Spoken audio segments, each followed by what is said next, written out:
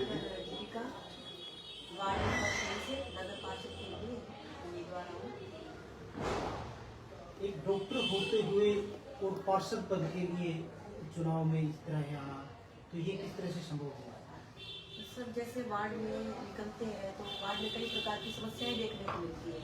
जैसे यहाँ पे बिजली की सबसे पहले समस्या दिखाई देती है। जो बिजली की तारें हैं आपने देखा होगी कि लटकी हुई है, बहुत किसी समय कोई भी हादसा हो सकता है। और हम एक सामाजिक प्राणी समाज में रहते हैं, समस्याओं को देखते हैं, तो समस्याएं जब हल होती हुई नजर नहीं आती तो हमें लगता है कि हमें भी उस क्षेत्र में उतर कर प्रयास करने चाहिए। यहाँ जो सीवरेज है वो किसी समय भी ब्लॉकेज हो जाती है और बहने लगता है, और जो पानी है वो भी यहाँ स्वच्छ जल नहीं आता, उसमें भी सीवर का पानी मिक्स होकर आने लगता है।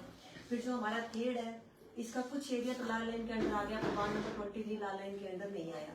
तो देखिए, अगर इतना शिक्षित होने के बाद भी समाज सुधार के कार्य में अपना योगदान नहीं देंगे तो फिर कोई फायदा नहीं। और योगदान देने के लिए आपके हाथ में कुछ ना कुछ पावर तो होनी ही चाहिए, इसलिए एमसी के लिए प्रयास करने शुरू किए।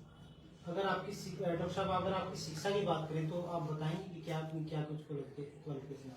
मैं MA pol science, MA psychology और पीएचडी एजुकेशन, बीए। इतनी क्वालिफिकेशन होने के बाद, इतनी डिग्रियां होने के बाद आपने कोई बड़ी सर्विस के अलावा को छोड़ करके चुनाव में क्यों आए? तो जैसे मैंने आपको बताया कि समाज में जब निकलते हैं तो कई समस्याएं यहाँ पे देखने को मिलती है, जिससे कई बार मन भी दुखता है कि यहाँ पे अगर आप देखोगे तो शिक्षित बेरोजगारी वाला मुद्दा भी एक है। यहाँ पे शिक्षित बेरोजगारी है, सबको सरकारी नौकरी चाहिए, जबकि प्राइवेट प्लेटफॉर्म पे आप जाके देखो तो जितने भी टाटा बिरला है क्या सरकारी नौकरियों से ही बने हुए हैं, पर लोगों में उतनी जागरूकता नहीं है। मुझे लगता है कि अगर एमसी बन जाती हूँ तो लोगों को बताऊंगी कि प्राइवेट कोर्सेज भी हैं जिनको करके आप बिजनेस मैनेजमेंट कर लीजिए, आप कंप्यूटर कोर्सेज कर लीजिए, महिलाएं सिलाई कढ़ाई में आगे जा सकती है, ब्यूटी पार्लर के कोर्स कर सकती है, कई तरह के निजी जो व्यवसाय है वो अपनाकर आगे जाया जा सकता है। तो हर काम के लिए शिक्षित होना जरूरी है। शिक्षित व्यक्ति जो होगा वो हर काम को अच्छे से देख रेख करेगा। तो मुझे इसलिए भी लगा कि महिलाओं के अकॉर्डिंग मुझे ये प्रयास करना चाहिए। चाहे कितनी महिलाएं आज आगे निकल गई हैं, फिर भी कहीं ना कहीं उन्हें कमरोबंदी कर दिया जाता है, पुरुष प्रधान समाज है ये, तो उसके लिए प्रयास करना चाहूंगी। डॉक्टर साहब, क्या आपको ऐसा नहीं लगता कि अगर शिक्षित युवा आगे आएंगे, राजनीति की बागडोर संभालेंगे, तो देश को या आपके वार्ड को या शिक्षा को एक नई दिशा देंगे? हाँ जी सर, अब आप देखिए कि अगर विधानसभा है उसमें आप देखिए तो इस समय शिक्षित उसमें एमपी एमएलए आपको दिखाई देंगे, तो उसका असर आपको दिखाई देगा। जैसे हमारे एमएलए गोकुल सेतिया जी, वो शिक्षित हैं, तो उसका असर आपको दिखाई देगा। और भ्रष्टाचार के लिए बहुत कार्य कर रहे हैं। देखिए, हर काम में समय जरूर लगता है, पर शिक्षित होने के नाते वो ज्यादा से ज्यादा अपना योगदान दे रहे हैं कि समाज सुधार हो सके।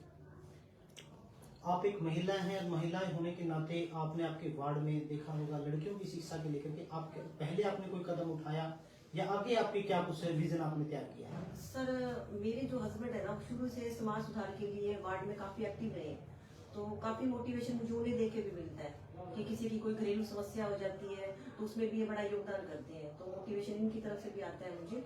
तो आगे हम प्रयास करने की कोशिश करेंगे कि समाज में जो हमारा वार्ड है उसमें भी और शिक्षा में भी अगर किसी को दिक्कत होती है तो लड़कियों को किस प्रकार आगे बढ़ाया जा सकता है। जैसे शादी के बाद तलाक की समस्या आ जाती है लड़कियों को, फिर वो अपना रोजगार नहीं अपना पाती, तो वही जैसे मैंने आपको कहा कि उन्हें मोटिवेशन दिया जाएगा कि किस प्रकार वो समाज में एक अपना महत्वपूर्ण योगदान देके अपने परिवार के लिए भी अच्छा कार्य करके अपने परिवार को अपने तरीके से आगे बढ़ा सकें।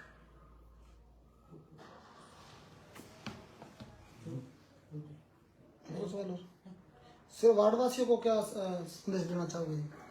सर, मैं वार्डवासियों को ये संदेश देना चाहूंगी कि यहाँ पे जो शिक्षित बेरोजगारी है ना, उसे सबसे पहले दूर किया जाए, क्योंकि हमारे वार्ड में नशे की समस्या बहुत ज्यादा है। अगर नशे की समस्या को हल कर दिया जाता है तो काफी हद तक कई समस्याओं का समाधान हो जाएगा। पारिवारिक कलह समाप्त हो जाएगी। पारिवारिक कलह समाप्त होते ही देखो जो गृहणियां हैं उनका काफी हद तक दुख कम किया जा सकता है। लड़कियों की पढ़ाई को भी फिर आगे बढ़ाया जा सकता है। यहाँ जो नशे की समस्या है वो एक मेन समस्या उभर कर सामने आती है। मैम, आप किस पार्टी से चुनाव लड़ रहे हैं? इंडिपेंडेंट? सर, कांग्रेस समर्थित गोकुल सेतिया जी। कांग्रेस में गोकुल सेतिया जी। हाँ जी।